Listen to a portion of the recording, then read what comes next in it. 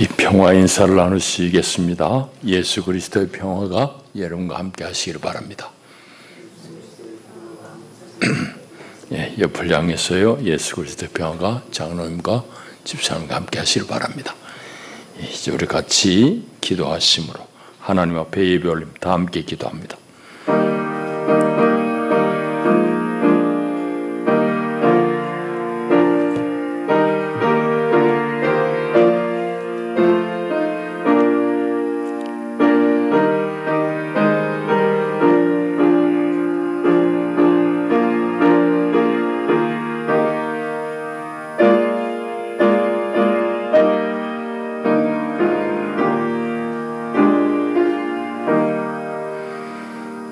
오라 우리가 여호와께 노래하며 우리의 구원의 반석을 향하여 즐거이 외치자. 우리가 감사함으로 그 앞에 나아가며 시를 지어 즐거이 그를 노래하자. 여호와는 크신 하나님이시요 모든 신들보다 크신 왕이시기 때문이로다. 땅의 깊은 곳이 그의 손안에 있으며 산들의 높은 것도 그의 것이로다. 바다도 그의 것이라. 그가 만드셨고 육지도 그의 손이 지으셨도다. 오라 우리가 굽혀 경배하며 우리를 지으신 여호와 앞에 무릎을 꿇자. 아멘. 하나님은 영이시니 예배하는 자가 영과 진리로 예배할지니라. 아멘.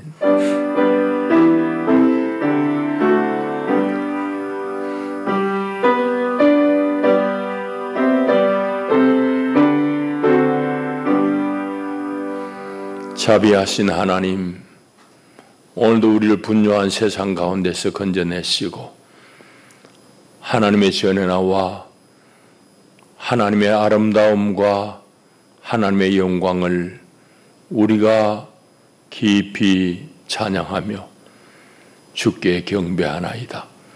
주님 이 자리에 함께 하시고 우리 예배를 기쁘게 받으시옵소서. 예수님 이름으로 기원하옵나이다.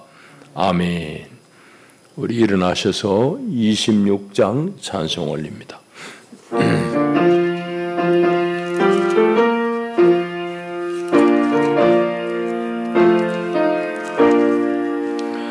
구세주를 우리들 찬송하고 찬송하세. 몸과 뜻과 힘다하여 경배드리세. 주를 알지 못한 이들 주가 친히 인도하사 그의 피로 구속하니 찬송 부르세. 약한 사람 도움받아 시험 중에 참게 되니 모든 죄를 이길 힘은 믿음뿐이라. 진리 되신 우리 주는 영원토록 변함없네. 성도들아 주를 믿어 길이 섬기세. 아멘. 우리 사도신경으로 신앙 고백합니다. 나는 전능하신 아버지 하나님 천지의 창조주를 믿습니다. 나는 그의 유일하신 아들 우리 주 예수 그리스도를 믿습니다. 그는 성령으로 잉태되어 동정녀 마리아에게 생하시고 본디오 빌라도에게 고난을 받아 십자가에 못 박혀 죽으시고 장사된 지 사흘 만에 죽은 자 가운데서 다시 살아나셨으며 하늘에 오르시어 전능하신 아버지 하나님 우편에 앉아 계시다가 거기로부터 살아있는 자와 죽은 자를 심판하러 오십니다. 나는 성령을 믿으며 거룩한 공교회와 성도의 교제와 죄를 용서받는 것과 몸의 부활과 영생을 믿습니다. 아멘.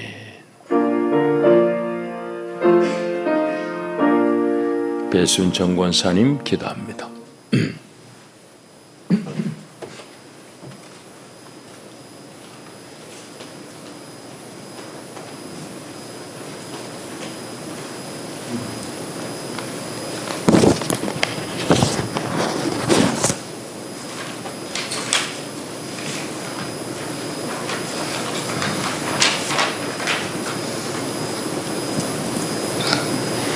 감사하신 하나님 아버지, 하나님의 은혜에 감사와 찬양을 올려드립니다. 뚜렷한 사계절을 주시고 지금은 꽃피고 잎히는 계절 주시니 모든 사람들이 기쁨이 충만한 계절입니다. 하나님의 은혜를 더욱 감사를 드립니다. 오늘 거룩한 주일 허락하시고 우리들의 영의 양식을 공급받는 날입니다. 목사님으로부터 생명의 말씀이 선포될 때 들을 길을 여시고 성령께서 우리의 삶 속에 꼭 필요한 말씀 선포될 줄 믿습니다. 영락재단 모든 생명체 위에 축복하시고 한 가정 한 생명도 어려움당치 않게 하시고 늘 주님 아래 거할 수 있도록 품어주세요. 영락재단 자녀손들 어디에 있든지 무엇을 하든지 하나님 간섭하시고 바른 길 가게 하소서. 몸이 불편한 사랑하는 형제 있습니다. 주님 치료하시고 만져주세요. 선교로 간 자녀 있습니다. 성령께서 인도하시고 주님 마음에 꼭 드시는 사역할 수 있도록 성령님 도와주세요. 이 나라의 민족을 기억하시고 우리 모든 성도는 우리 대한민국을 위하여 늘 기도하는 성도 되기를 원합니다. 우리 목사님께 축도받는 모든 성도는 하나님의 신실한 예배자가 되길 원하오며 살아서 역사하시는 예수님의 이름 받들어 간절히 기도 올려드렸습니다. 아멘.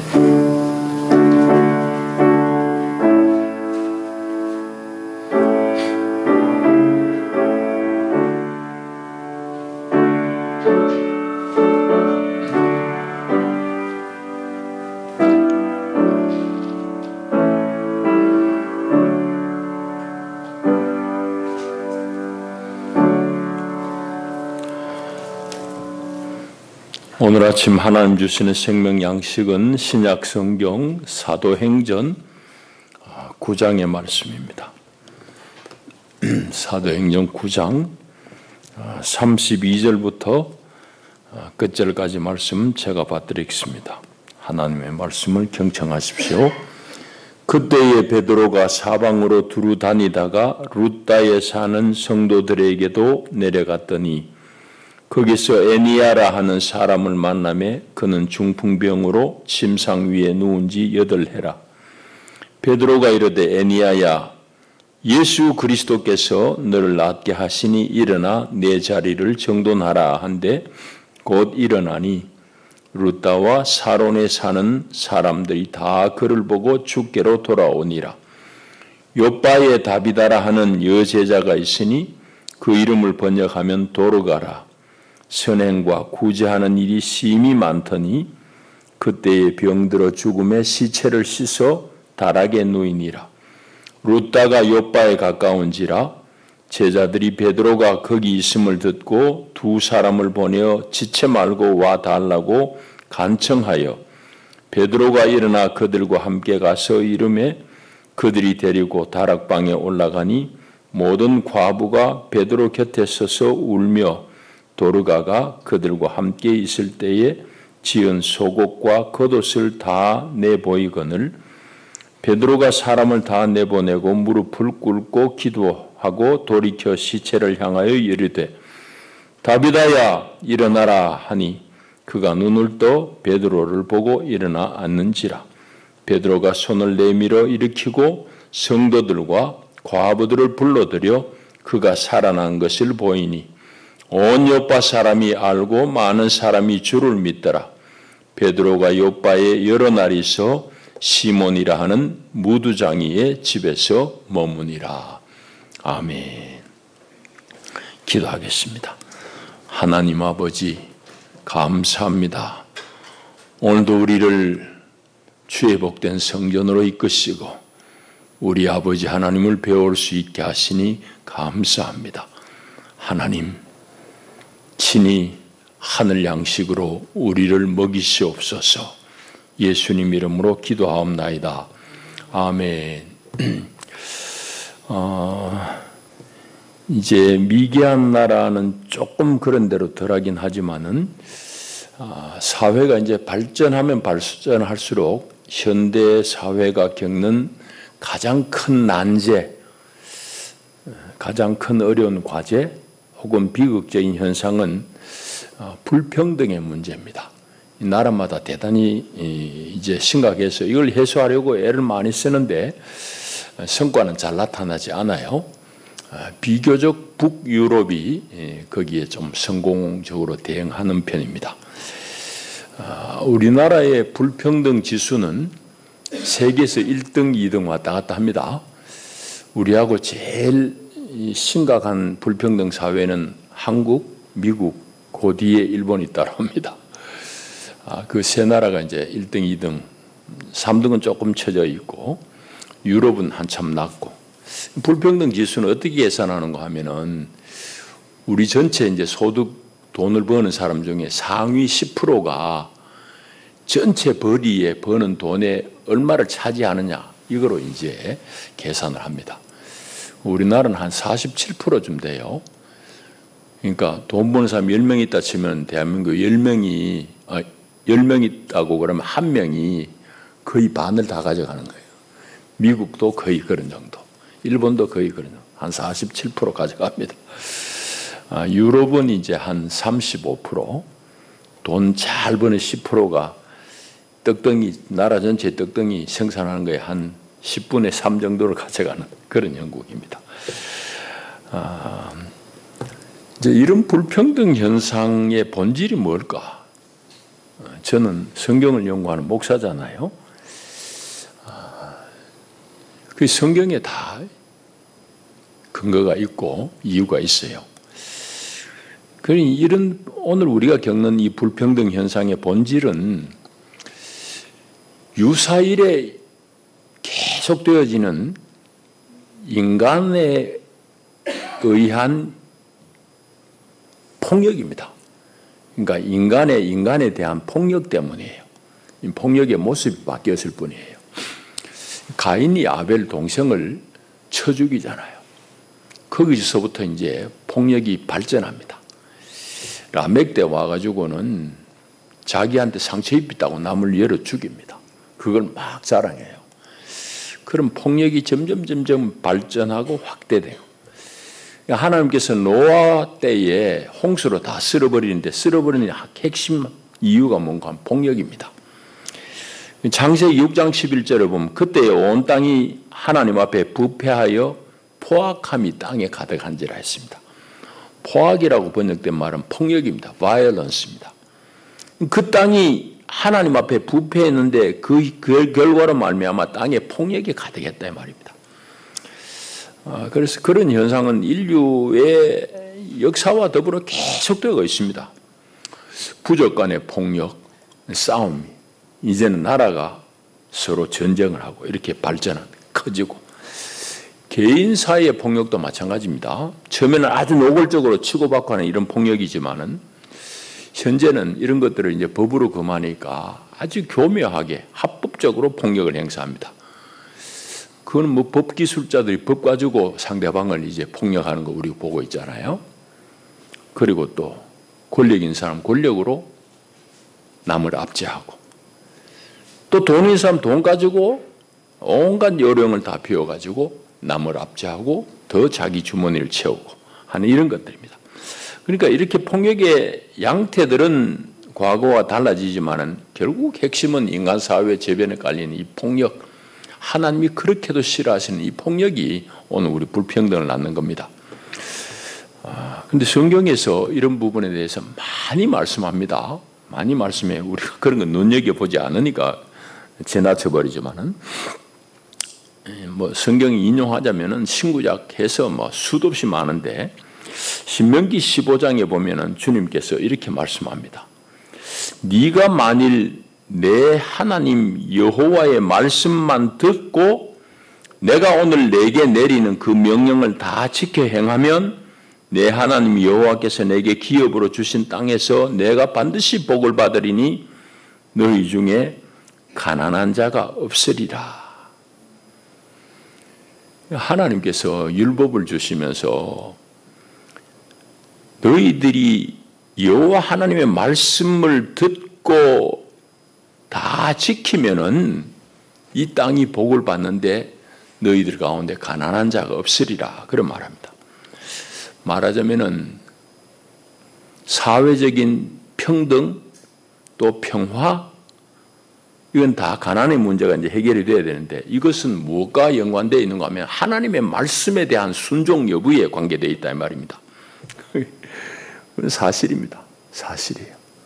하나님 말씀이 그냥 하늘에 공중에 떠 있는 말씀이 아니에요. 우리 실제 얘기를 다 하고 있다고. 우리가 그걸 그렇게 안 느끼고 못 읽으니까 문제지. 그러니까 신명기에도 그렇고 뭐 성경에는 수도 없이 많은 곳에서 하나님 말씀을 실천하면은 너희 땅이 복을 받는다고 하는 이유가 거기에 있습니다. 이제 교회는 무엇을 어떻게 해야 됩니까? 우리는 성경의 진리, 특별히 복음의 진리를 제대로 찾고 알아서는 치열하게 실천해야 됩니다. 그 외엔 다른 방법이 없습니다. 우리가 성경을 하나님 말씀이라고 하는데 입으로만 그 말씀이라고 그러면 뭐 하냐고. 성경이 하나님 말씀이라는 것은 내가 그 말씀을 그야말로 존중하고 하나님으로부터 오신 말씀이니 내가 존중하고 내가 그걸 순종하는 것이 하나님 말씀이라는 고백에 따른 당연한 이치잖아요. 그런데 우리는 성경이 하나님 말씀이라고 그러기는 그러면서도 말씀대로 사는 데 대해서는 인색합니다. 그게 오늘 우리 문제지. 오늘 본문에는 하나님의 말씀을 실천한 예수 그리스도의 가르침을 실천했던 한 위대한 인물을 우리 볼 것입니다. 자, 오늘 이제 읽은 본문은 간략하게 요약하면 이렇습니다. 이제 에니야하고 도르가라는 이 두 여인이 나옵니다. 이들을 이제 베드로가 치유하는 사건이 오늘 우리가 읽은 내용이에요. 그런데 이 사건은 사실은 누가가 이 사도행전을 쓸 때에 10장을 얘기하기 위해서 이걸 지금 서론격으로 쓴 겁니다. 10장이 사실은 중요한 얘기예요. 오늘 우리는 지금 9장 가지고 말씀을 나누지만은 10장은 어떤 얘기인가 하면은 고넬료 이 얘기입니다. 고넬료는 로마 군대의 장교예요. 109장입니다. 로마 군대에 뭐 요즘으로 치면 뭐 한 연대장, 중대장쯤 되는 뭐 그런 이제 장교입니다. 그가 이제 하나님을 믿는 거예요. 베드로가 거기 가가지고 세례를 베풀고 하나님의 말씀을 전할 때 성령이 거기 내리는 그 사건이 이제 10장에 기록되어 있습니다. 그러니까 이게 10장이 왜 중요한가 하면은 하나님의 복음이 이방인에게도 전해졌다는 것. 전해진 것뿐만 아니라 성령이 거기에 임함으로 말미암아서 하나님도 인정했다는 사건입니다. 이건 어마어마한 사건이에요. 왜 그런가 하면 그 당시 유대인들은 이방인들하고 밥도 같이 안 먹어. 그런데 그 이방인에게 하나님 복음이 전해져 인정하기 싫은 겁니다. 그런데 하나님은 억지로 베드로를 끌어다가 고넬료에게 보내고 고넬료의 집에 말씀을 전하고 세례를 베풀고 그때 성령이 임하는 하나님이 인정한 사건이잖아요. 그게 이제 중요한 사도행전의 사건입니다. 말하자면은 처음 교회는 아직까지도 복음을 자기들의 것으로만 간직했어요. 복음이 뭡니까? 예수가 메시아다라는 얘기입니다. 우리는 요랑 없이 그냥 예수 그리스도 그러지만은 그 말은 예수 메시아 이 말입니다. 그리스도라는 건 메시아란 말이거든요. 그러니까 나사렛 저 촌동네에서 난 예수라는 사람이 바로 하나님이 오래전부터 약속했던 바로 그 그리스도다. 그리스도는 헬라 말이고 메시아는 히브리 말. 우리 조상들을 대대로 고대했던 메시아가 바로 예수다 이 말입니다. 그게 복음입니다. 예수가 메시아다. 오늘도 이제 그런 말씀이 나오는 겁니다. 그래서 기독교의 처음 복음이 유대인을 넘어가지고 이방 세계로 뻗어나간다는 사실을 기록해 놓은 것이 사도행전이고 특별히 9장 10장 그 얘기를 하는 겁니다. 오늘 그런데 본문에서 우리는 이 교회가 어떻게 복음 선교의 사명을 감당해 왔는가를 살필 겁니다.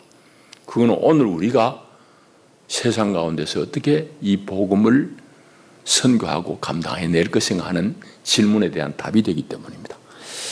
자, 오늘 본문을 조금 살펴봐야 되겠는데 이제 32절을 보면 그때 베드로가 사방으로 두루 다니다가 있습니다. 베드로가 뭐 할 일 없는 사람같이 사방으로 두루 다녔다, 이 말이 무슨 말일까요? 이제 이 말은 스데반의 순교를 계기로 해가지고 유대교로부터 예수 믿는 사람들이 생명의 위협을 받습니다. 그래서 막 흩어지잖아요. 사방으로 흩어져요. 그러니까 교회가 흩어져 버렸으니 베드로가 소위 말하는 수제자잖아. 그러니까 여기저기 다니면서 교회들이 안녕한지 그들을 격려하고 신방하는 거예요. 이렇게 베드로 그래 다니다가 여기 32절 보면 루다에 사는 성도들에게도 내려갔다. 조금 있다가 읽은 36절 보면 요빠가 나옵니다. 요빠하고 루다는 가까워요. 그때로는 뭐 썩 가까운 거는 차로 다니면 지금 뭐 엄청나게 가까운 거지. 한 40리 정도 되니까 여기서 치면 가북 정도 될까요? 뭐 그런 정도 거리. 걸어 다닐 때니까 뭐 가깝다고 하기는 좀 어렵지만 그렇다고 먼 거리도 아니에요. 요빠는 아주 번성한 항구 도시입니다. 요빠는 지금의 이스라엘의 텔아비브입니다. 수도 역할을 다 해요. 지금 예루살렘으로 이제 뭐 수도의 기능이 옮겨지고 뭐 그래 조금은 하지만은 텔아비브가 지금 현재 이스라엘의 수도, 행정, 뭐 금융, 뭐 모든 그 기능이 다 요빠, 이 텔아비브입니다. 텔아비브의 옛날 이름 요빠예요. 요빠. 요빠하고 여기 나오는 루타하고 한 40리 정도 떨어져 있다. 루타는 그 해안에서 내륙으로 떨어진 곳. 베드로가 처음에는 이제 루타에 갔어요. 거기 가서 보니까 애니아는 사람 만났는데 중풍병을 결례해가지고 8년 동안 자리에서 누워있는 사람. 그를 향해서 베드로가 34절을 보면은 애니아야, 예수 그리스도께서 너를 낫게 하시니 일어나 내 자리를 정돈하라. 그래 치료해요. 여기 지금 중요한 것은 예수가 그리스도라는 걸 지금 증명하는 사건입니다. 예수가 그리스도다. 그 얘기를 듣고 이 애니아가 자리를 털고 일어납니다. 그 소문이 퍼져가지고 많은 사람들이 이제 주님께로 돌아왔다 했고, 이제 36절의 말씀은 요빠는 이제 조금 전에 얘기했잖아요. 항구도시, 아주 번성한 항구도시입니다. 거기에 다비다라는 사람이 등장합니다. 다비다. 그 앞에 나오는 애니아는 특별한 설명이 없어요. 그러니까 뭐 평범한 사람인데 다비다는 아주 여기 지금 서술하는 것이 예사롭지 않습니다. 일단 36절에 보면 다비다를 어떻게 서술하는가 하면 여제자가 있으니 여제자라고 그래요.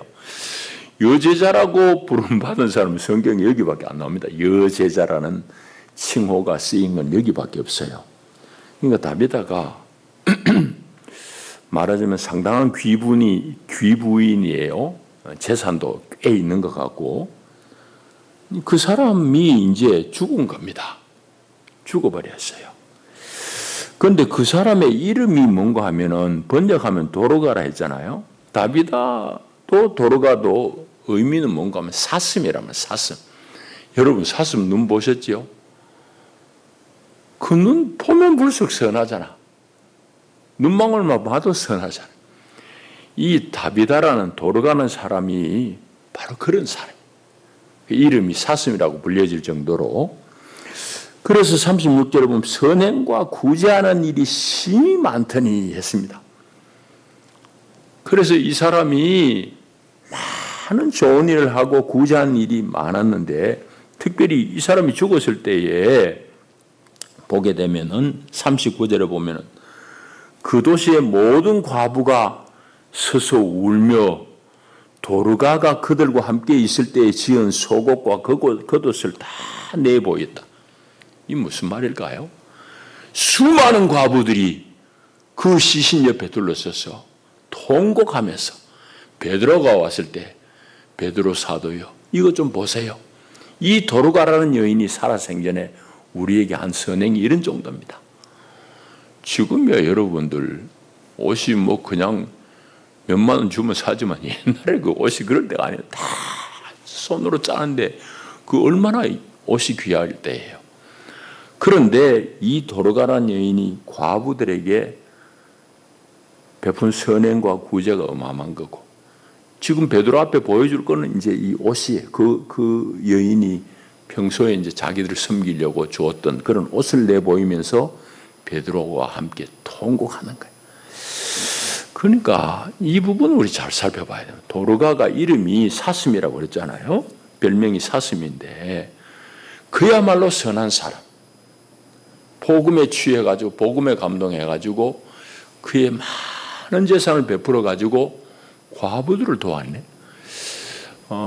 과부란 것은 여러분 그냥 남편만 이런 게 과부가 아니에요. 과부는 세상에 의지할 데가 없는 사람이 과부입니다. 옛날에 사회복지가 어디 있어요? 과부는 그야말로 살 길이 망망한 사람이에요.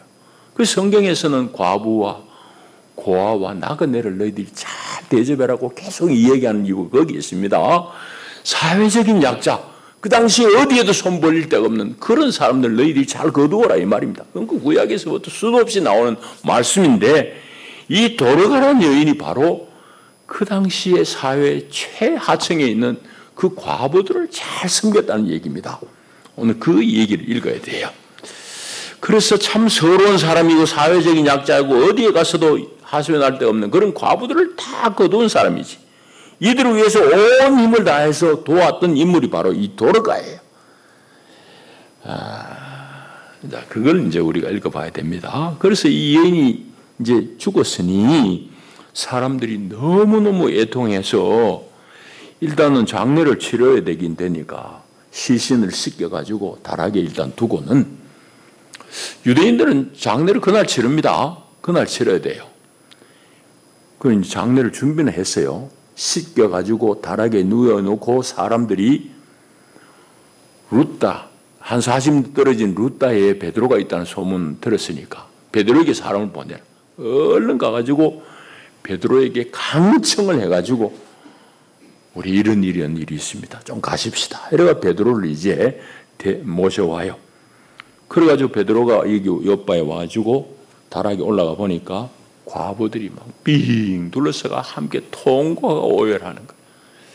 그러면서 자기들이 도르가가 평소에 자기들을 섬겼던 그런 증거들을 보이면서 도와달라고 그럴 때에 베드로가 사람들 나가라고 하고 하나님 앞에 간절히 기도하고 다비다야 일어나라. 그 소리에 이 여인 눈을 떠가지고 베드로를 보고 일어나 앉았다. 그런 것이 오늘 우리가 읽은 내용이에요. 자, 그래서 그 소식도 이제 전해지니까 42절에 보면 온 요파 사람이 알고 많은 사람이 주를 믿더라. 그 요파에도 많은 사람들이 이제 예수님을 믿었다는 그런 말씀입니다.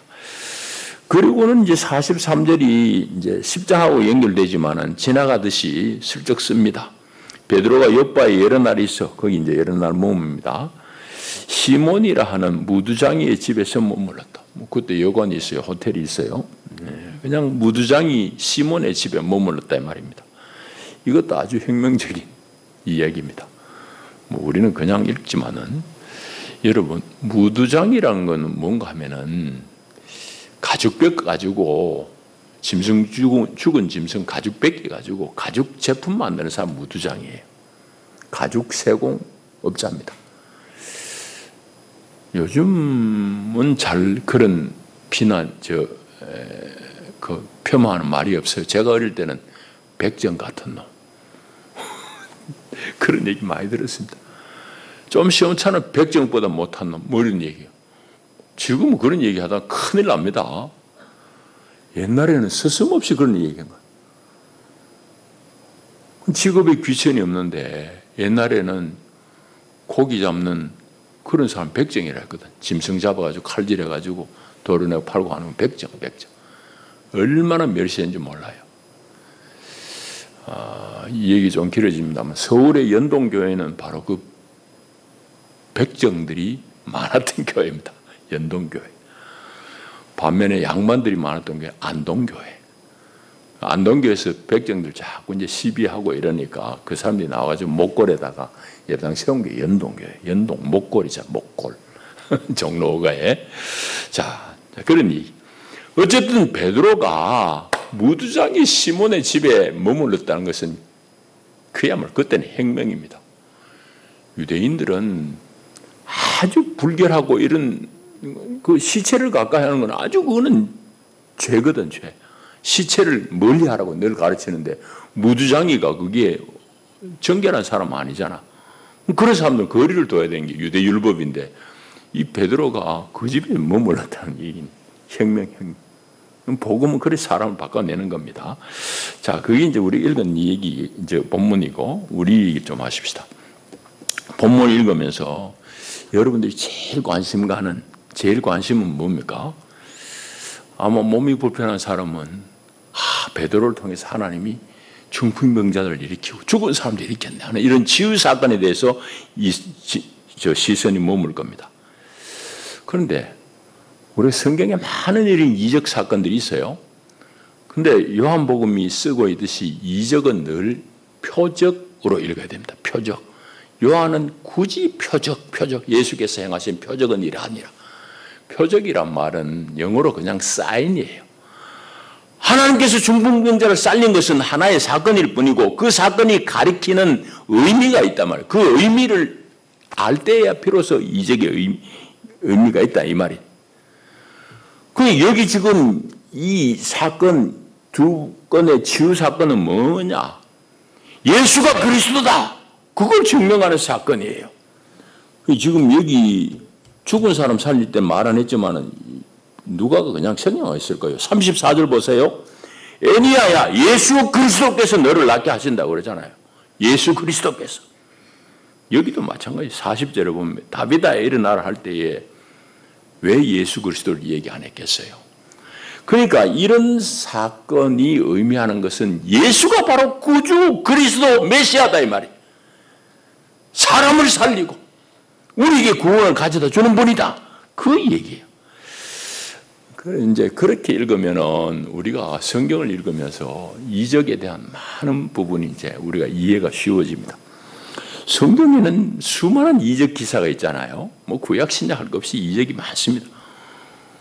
근데 오늘은 왜 안 그러지? 뭐 그런 생각들 여러분들이 다 질문해 봤을 겁니다. 근데 오늘날 그런 기적이 없는, 있습니다. 오늘도 선교사들 보고해 보면은요.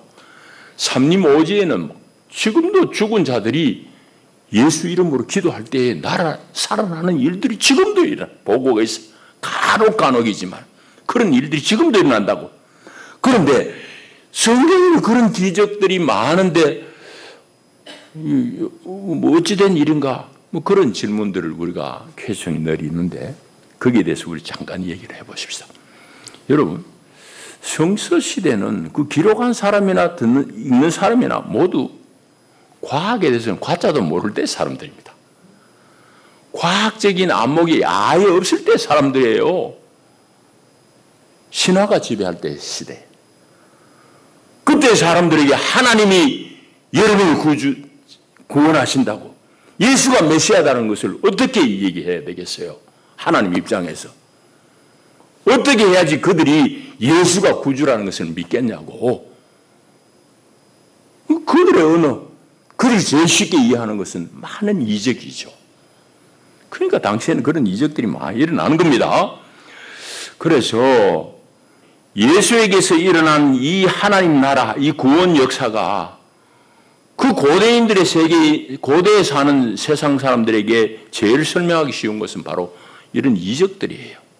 각양 이적들이 그때 많이 일어난 거예요. 그러나 우리는 요한이 얘기했듯이 표적으로 잘 봐야 돼요. 그 이적의 의미를 알 때에 드디어 우리가 그 이적을 제대로 소화한 겁니다. 알게 된 겁니다. 사실은 여기 중요한 건 뭔가 죽은 자가 살아났다는 사실보다도 더 중요한 것은 바로 하나님의 나라가 예수 그리스도에 의해서 우리에게 다가왔다. 예수가 메시아다. 이 사실을 아는 게 더 중요해요. 안 그래요? 병에서 나온 들 또 죽잖아. 병에서 나와도 또 죽어요. 그래서 정말 중요한 것은 하나님 나라가 바로 예수 그리스도 안에서 성취되었다는 것을 내가 믿는 거예요. 그런 이적들을 보면서. 그게 중요한 거지. 오늘날도 마찬가지예요. 성경 안에서 온갖 그런 이적들을 보고 그것만 추구하는 사람들이 있어요. 교회 가운데도. 제법 많은 것 같아요. 귀신을 쫓아내고 병 치유하고 기적을 일으키는. 그런데다가 신앙의 초점, 관심을 계속 두게 되면은 오늘 우리 현실을 못 봐요. 역사적인 안목이 하나도 안 열려요. 그러니까 오늘 교회가 문제가 되는 거지. 미숙할 수밖에 없다는 신앙이. 쉽게 이야기하자면 이런 겁니다. 우리 어린 시절에는 우리 애들 다 키우고 그랬지만 다 크리스마스 되면은 산타크로스 할아버지가 꿀떡으로 들어가지고 네 방에 선물을 갖다 놓는다. 말 잘 들어. 하나님 반드시 갖다 놓을 거야. 산타크로스 할아버지 통해서. 우리도 다 그래. 가르치고 우리도 그걸 듣고 컸습니다. 그는 산타크로스를 통해서 하나님의 사랑, 그걸 이제 이해시키는 과정이에요. 근데 그렇게 자란 아이가 고등학생, 대학생이 되는데도 아직까지도 크리스마스 때 산타 할아버지 안 오느냐고 따져서 하면 어떻게 하겠냐고. 말 안 되잖아요. 그거 꼭 마찬가지예요. 우리 성경을 읽을 때 의미를 잘 해석해야 됩니다.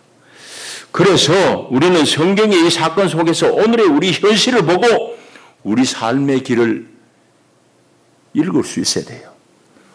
그렇게 돼야지 비로소 그 사람이 역사에 책임을 지는 그런 자세를 가지고 있었어요. 예수님이 산 길이 바로 그 길이에요. 이제 말씀을 우리가 잘 정리할 차례인데, 요즘도 여전히 도르가가 죽어 있는 이 다락방과 같은 현장을 여러분들은 봅니까? 여러분, 도처의 사망의 세력들이 관영하잖아요. 도처의 죽음의 소리, 아우성이 도처의 처처에 들립니다. 이거 뭐 얘기하자면 한도 없죠. 특별히 제가 이 얘기하고 싶은 건 두 가지입니다. 70년 분단 체제, 이거 아직까지 해결을 제가 보기에는 안 하는 세력들이 있어요. 분단의 문제, 이거 해결 안 하는 민족적인 병리 현상을 여러분들이 봐야 돼요. 여러분 이산가족들 아직도 살아있는 사람이 뻔히 있어요.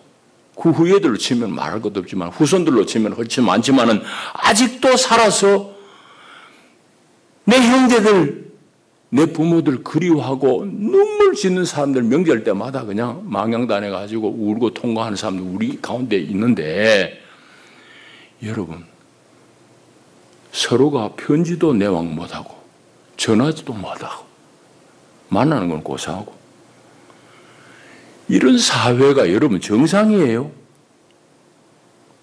정상인지 비정상인지 고민도 안 하잖아. 우리는 내 먹고 사는 게 바쁘기도 하고 내 먹고 사는 게 중요하니까. 여러분 세계의 다른 사람한테 물어보라고, 이런 사회가 세상에 눈 닦고 보라고 있냐고. 없어요. 대만, 중국 그렇게 죽을 듯이 그런 무역 잘합니다. 우리나라 지금 끊어진 자리 대만이 다 치고 들어가요. 장사들은 그래 한다고. 사람들 내왕해. 우리만 못하고 있는데 그것 정치적으로 이용한 놈들이 있는 거지. 여러분 지금도 보세요. 이번에 미국 가가지고 얼마나 코미디.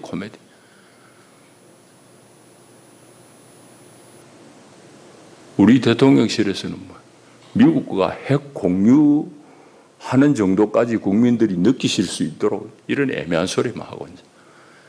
그 소리 듣고 미국이 번쩍 정신이 들어가지고 매우 분명하게 얘기하는데 핵 공유는 없다.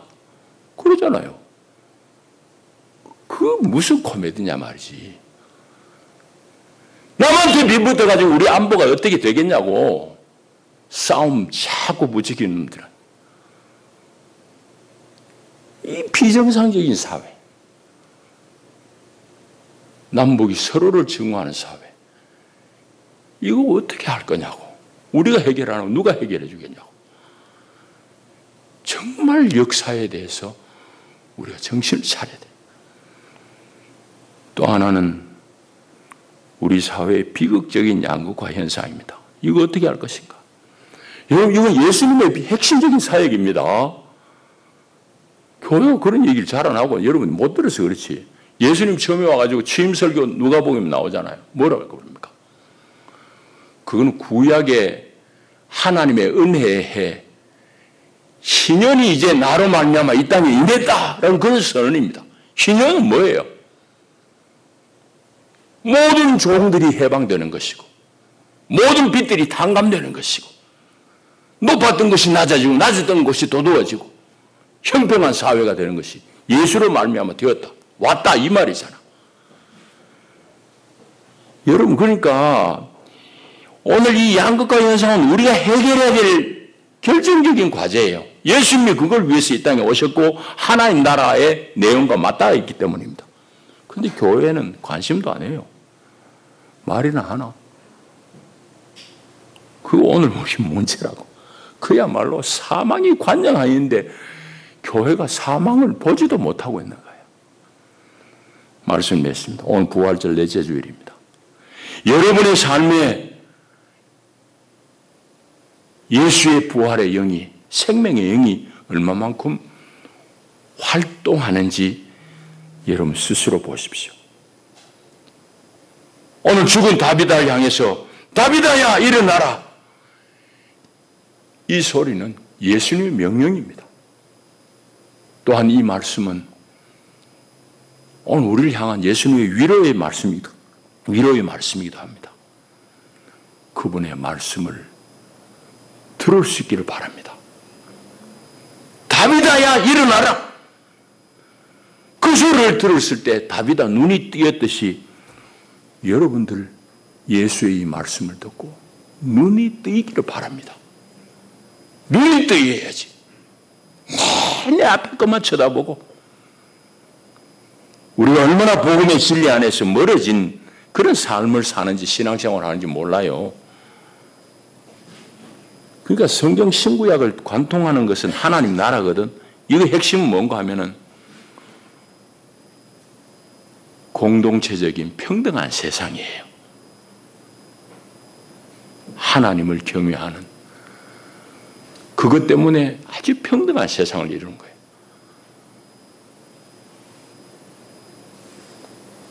그런데 오늘 우리는 그런 이상은커녕 개인의 탐욕을 계속 만족시키려고 하나님들 먹이고 성령들 먹이고 예수들 먹이고 교회가 그 짓을 하고 앉은 거예요. 여러분 도르가는 저는 오늘 본문에서 베드로를 초점하고 말씀 전한 게 아닙니다. 도르가예요. 도르가를 주목해 보십시오. 그 구원의 은총이 너무너무 크고 감사하고 감격스러워서 자기의 지위에서 가지고 있는 이런 모든 것들을 풀어서 그 당시의 사회에 의지할 데 없는 과부들을 다 건사한 사람이에요. 여기에 하나님의 역사가 일어난다고. 여러분들 불평등의 비극이 없는 하나님 나라의 비전을 보고 여러분들이 작은 거리지만 많은 실천해야 돼요. 실행해야 돼요. 그 교회에 희망이 있습니다. 옛날같이 북치고 장구치고 예수 천당 불신지옥 그런다고 교회 올름 있어요? 하나도 없습니다. 지금 그런 시대 다 지나갔습니다. 시대를 못 읽으니 아직도 그런 소리만 하고 앉아. 기도하십시다. 하나님 아버지 감사합니다. 다비다의 시신 앞에서 다비다야 일어나라 할 때 다비다가 그 소리를 듣고 눈을 떴습니다. 하나님께서 우리를 향해서 교회를 향해서 간절히 하시는 말씀을 듣게 하시고 사망이 관영한 이 세상 가운데 하나님의 생명의 기운으로 이 세상을 새롭게 하는데 다 쓰임받는 저희들 되게 하옵소서. 예수님 이름으로 기도하옵나이다. 아멘. 357장 찬송하시면서 준비하신 예물 봉헌합니다.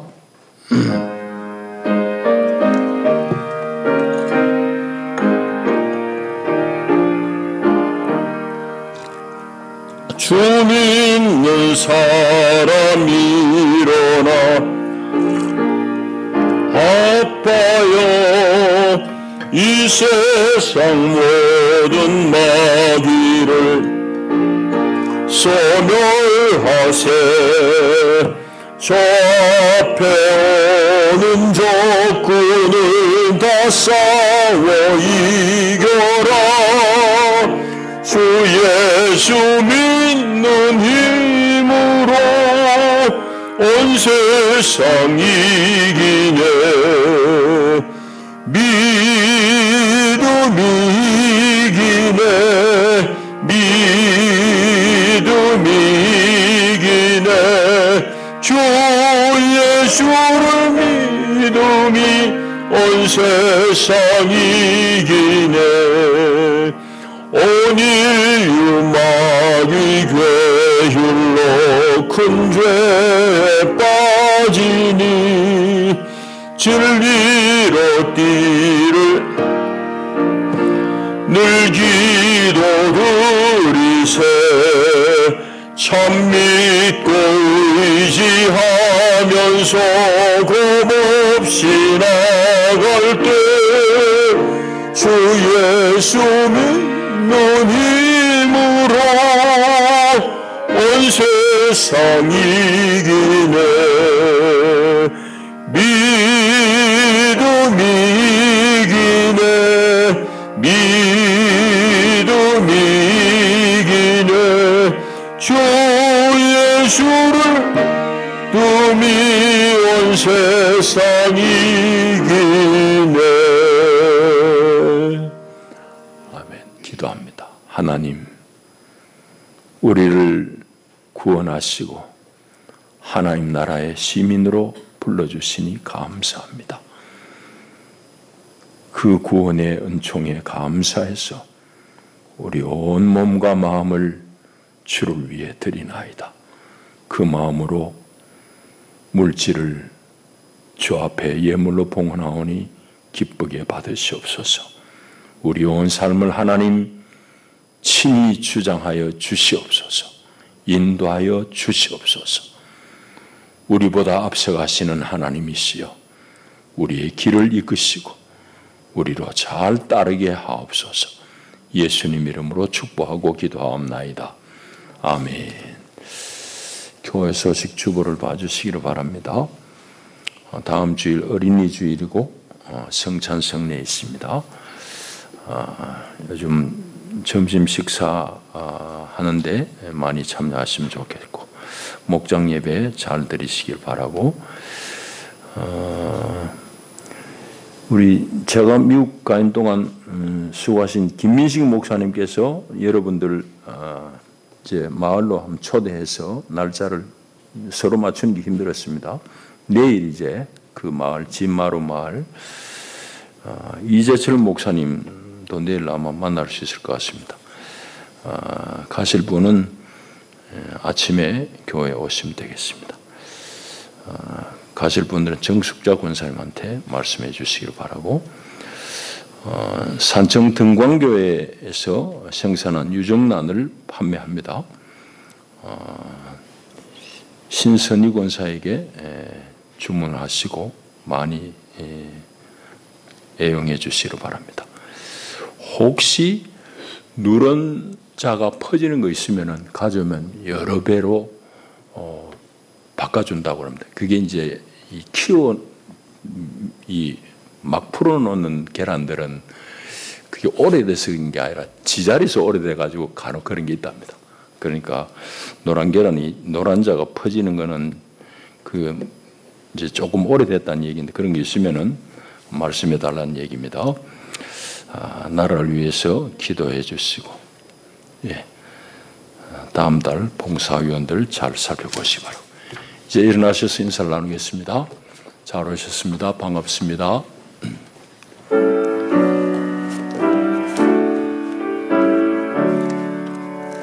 내 주 살아계셔서 날 지켜주시니 그 군 사랑 인하여서 나 자유 얻었네. 굳은 믿음 나 가지고 주 말씀 따르면 주님 다시 강림할 때 날 영접하시리. 아멘. 효린이 오늘 주일학교 잘 갔다 왔어요? 네. 하나님 복을 받으십시다. 주 예수의 은혜와 하나님의 사랑과 성령의 교통하심이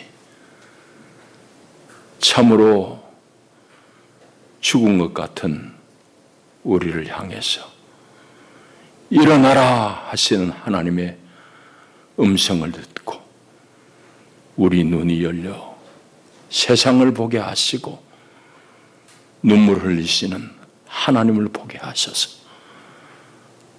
하나님의 제자들로 이 땅을 잘 숨겨나가며 그리하여 선교의 지평을 넓히기를 결단하는 하나님의 사람들 가운데 저들이 경영하는 일과 자녀들 가운데 이제와 영원히 함께하여 지이다. 아멘.